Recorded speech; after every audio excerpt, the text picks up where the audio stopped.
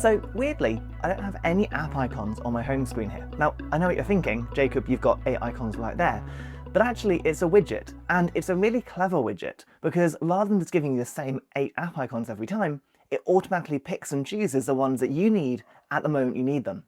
So all I'm going to do is edit my home screen by long pressing and then choosing Edit at the top. From here, we're going to go on to Add Widget.